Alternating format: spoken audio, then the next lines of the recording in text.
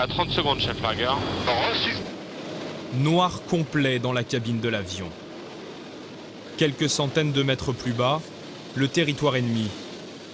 La moindre lumière et l'appareil sera repéré. Vitesse 152.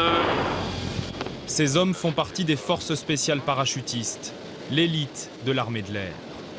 C'est la première fois qu'ils acceptent une caméra. Objectif de cet exercice, capturer un chef islamiste. Chef Lager. 3, 2, 1, vert. Targage. Et pour cela, une seule solution. Sauter. Fondus dans l'obscurité, les parachutistes sont indétectables. 9 voiles ouvertes, 9. Nous sommes dans le cadre d'un exercice, donc pour des raisons de sécurité, il y a des communications radio entre l'avion et le sol, mais dans les conditions réelles, ce serait silence total pour ne pas que des ennemis interceptent les conversations. Au sol, le chef islamiste, joué par un soldat, est repéré au volant d'une voiture. Effet de surprise garanti. Coupe le moteur! Coupe le moteur! Coupe le moteur! Lève les mains! Lève les mains! Les forces spéciales ont effectué des dizaines d'opérations comme celle-ci dans des zones de guerre. Des terrains hostiles où l'avion doit se poser pour récupérer les parachutistes après leur mission. Exemple ici, en plein désert africain. Pas besoin de piste, l'appareil de 40 tonnes atterrit directement dans le sable. On est quasi indétectable, on se mêle dans les échos de sol des radars, on passe au travers des défenses ennemies et surtout on est indétectable visuellement et ça nous permet de pénétrer au cœur du dispositif ennemi, de faire toute une manœuvre aérienne pour aller jusqu'à plus de 800 km au-delà des lignes. Mais les forces spéciales de l'air, ce sont aussi des missions d'infiltration de longue durée.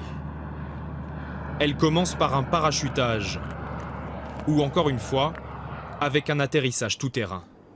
Nord du Mali, début 2013, les soldats des forces spéciales sont les premiers à débarquer en territoire islamiste. Avec des véhicules légers en petits groupes, ils combattent les djihadistes et prennent le contrôle de l'aéroport de Gao. Ces commandos se déplacent plus discrètement, plus rapidement que le reste des troupes. Objectif, prendre de court les ennemis. Les opérations de contre-guérilla qui mènent envers nos troupes, on réalise la même chose envers nos ennemis afin de les déstabiliser. Autre mission des forces spéciales au Mali, devenir les yeux de l'aviation française, en repérant les cibles à détruire. Et pour frapper un objectif avec une telle précision, ils s'entraînent en permanence. Ouais, juste au pied de cette église, t'as une maison avec un toit gris. Ouais, ce sera l'objectif. Avec un pointeur laser, les forces spéciales transmettent à l'aviation les coordonnées précises du bâtiment à détruire. 4, 3, 6 feet. Le Rafale arrive sur zone. En conditions réelles, il n'y aurait plus qu'à frapper la cible, au mètre près. Pour intégrer les forces spéciales de l'armée de l'air, ces hommes subissent une sélection drastique. Ils doivent passer des tests physiques mais également psychologiques. Au final, seuls 2 candidats sur 10 arrivent au bout du cursus et tous les ans, ils doivent passer des tests pour rester dans les unités. Parmi eux, aucune tête brûlée. Beaucoup de trentenaires, souvent mariés. C'est vrai que les familles, même si elles ne savent pas exactement ce qu'on fait, s'inquiètent. Elles sont quand même pas bêtes. Elles se doutent bien que quand on part, elles regardent un peu les actualités. Elles se doutent plus ou moins d'où on va. Maintenant, avec les compagnes, les amis, tout ça, c'est vrai que ça reste quand même un élément qui est assez difficile. En moyenne, ces hommes passent la moitié de l'année en opération extérieure. 6 mois de mission secrète, là où la France a besoin d'une main armée.